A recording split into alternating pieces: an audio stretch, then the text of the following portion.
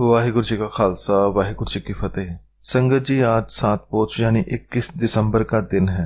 वह दिन है जब श्री गुरु गोविंद सिंह जी का पूरा परिवार एक दूसरे से अलग हो जाता है। इस दिन को परिवार बिछोड़े के नाम से याद किया जाता है। संगत जी, कल हमने जाना था कि कैसे गुरु गोविंद सिंह जी को श्री आनंदपुर साहिब छोड़ना पड़ा, और जब गुरु साहब किले से निकले तो गुरु साहब जानते थे कि चाहे मुगलों ने कितने भी कस्में खाई हैं, लेकिन वह कभी भी हमला कर सकते हैं। तो गुरु साहब ने जब काफिला चलाया तो सबसे आगे बच्चों, बुजुर्गों और महिलाओं को रखा और बाकी वीर जवानों को पीछे। साहिबजादा अजीत सिंह और साहिबजादा जुझार सिंह जी को भी पीछे पीछे आने को कहा।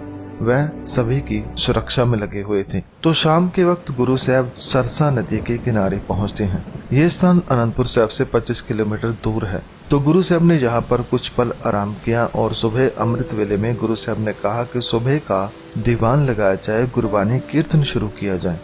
संगत जी, आज हम घरों में इतनी ठंड में बैठे हैं, मोटे कपड़े पहने हैं, हीटर लगाकर शरीर को गर्म करते हैं, लेकिन गुरु साहब के पास क्या था? गुरु साहब के पास थी गुरबानी। गुरु साहब ने गुरबानी का गायन शुरू करके सभी संगत के अंदर गर्मी पैदा की और उन्हें ठंड में यानी हर मुश्किल में गुरबानी से जुड़े रहने का संदेश भी दिया।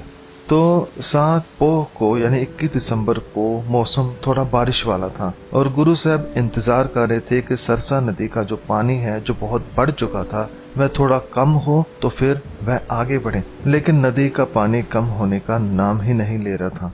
और दूसरी तरफ सुबह सुबह मुगल फौज गुरु साहब का पीछा करते करते सरसा नदी के पास पहुंच जाती है। जब सिखों को पता चलता है तो वह सैकड़ों सिख उन मुगलों को रोकने के लिए उनके साथ युद्ध करते हैं, उनका सामना करते हैं।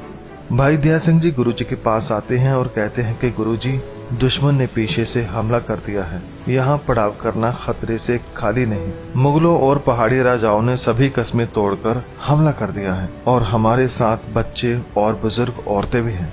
गुरुजी ने कहा, भाई दया सिंह जी, नित्यनेम खालसे का सबसे बड़ा खजाना है, उसके बिना आप दुश्मन के साथ कभी भी नहीं लड़ सकते। अमृत समय को संभालना खालसे का पहला फर्ज है। आप आशा की वार का कीर्तन करो, अकाल पुरख खुद रक्षा करेंगे। तो गुरु साहब एक तरफ कीर्तन कर रहे थे और पीछे साहिबजादा अजीत सिंह जी और भाई उदय सिंह जी के साथ 50 सिंह और टिब्बा नाम की ऊंची जगह पर फौजों के साथ मुकाबला कर रहे थे। और उधर दूसरी तरफ से बाबा जीवन सिंह का 100 सिंहों का जत्था मुगलों को दीवार बन के रोक कर खड़ा हुआ था।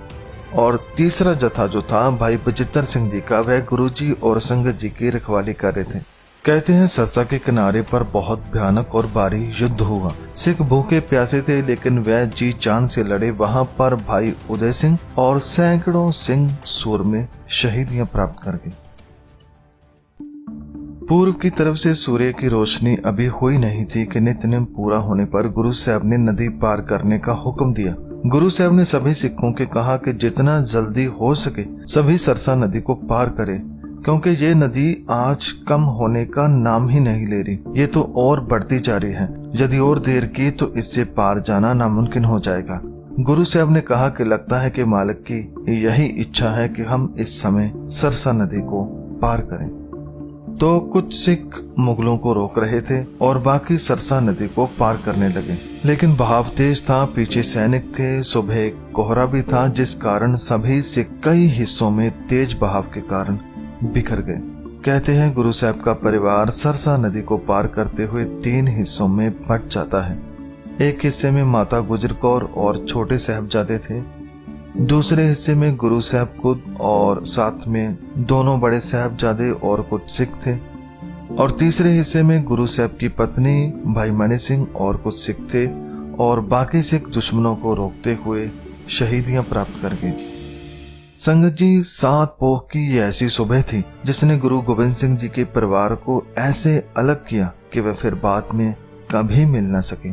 कोहरे के कारण किसी को पता नहीं चला कि कौन किस तरफ गया, और इसके साथ ही जो कीमती खजाना था, ऐतिहासिक ग्रंथ या और भी जरूरी सामान था, वह भी नदी में बह जाता है। और इतिहासकार बताते हैं कि माता गुजर कौर जी को गंगू मिल गया, जो कि अनंतपुर साहब में बावर्ची का काम करता था। गंगू ने कहा कि माता जी यहाँ पर रुकना सही नहीं, दुश्मन कभी भी आ सकते हैं और साथ में ये 2 मासूम बच्चे भी हैं, आप मेरे साथ चलें, आज का दिन हमारे साथ रहें, गुरु साहब का कुछ पता चला तो मैं आपको बता दूंगा।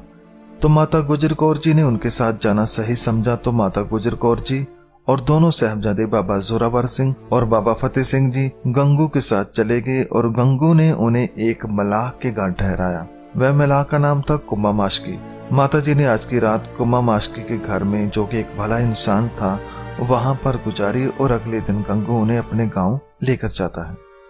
दूसरी तरफ गुरु गोबिंद सिंह जी बड़े साहबजादे और कुछ सिखों के साथ कोटला निहंग होते हुए चमकौर साहब में पहुंचते हैं, जो कि एक कच्चा किला था। गुरु साहब ने आज के दिन यहीं रुकने का फैसला किया।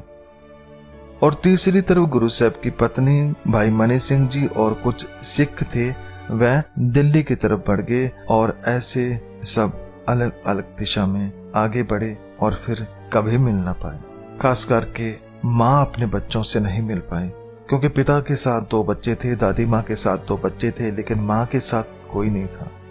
और पीछे जो मुगल फौजें थी वह नदी पार करने का हौसला ना कर सकी, क्योंकि पानी जो था बढ़ता ही जा रहा था, इसलिए वह पुल के रास्ते से होते हुए गुरु साहब का पीछा करने लग गए।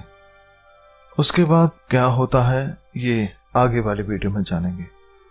संगत जी, ये था आज का इतिहास। इस दिन पूरा परिवार अलग हो जाता है और कल का जो आने वाला दिन है वह और भी मुसीबतें लाने वाला था, लेकिन गुरु साहब सभी मुसीबतों से ऊपर उठे हुए थे। वह जानते थे कि क्या होने वाला है।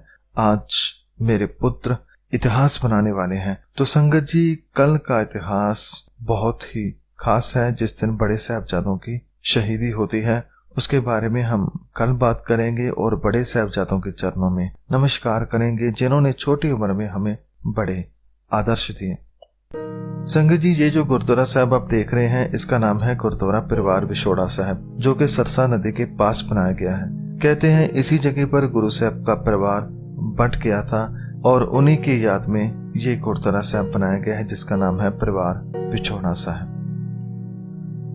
अंत में मैं आज के दिन उन महान शहीदों को कोटि कोटि प्रणाम करता हूँ, जो इस दिन गुरु साहब को परिवार को बचाते हुए, दुश्मनों से लड़ते हुए, जुल्म के आगे ना झुकते हुए शहीदियां प्राप्त करके वाहेगुरु कृपा करे हमें भी गुरु साहब के हुक्म मानने और उनके बताए रास्ते पर चलने की बुद्धि बख्शे। आप सभी का इस वीडियो को देखने के लिए धन्यवाद। इस महीने में सभी शहीदों को बारंबार प्रणाम। वाहेगुरु जी का खालसा, वाहेगुरु जी की फतेह।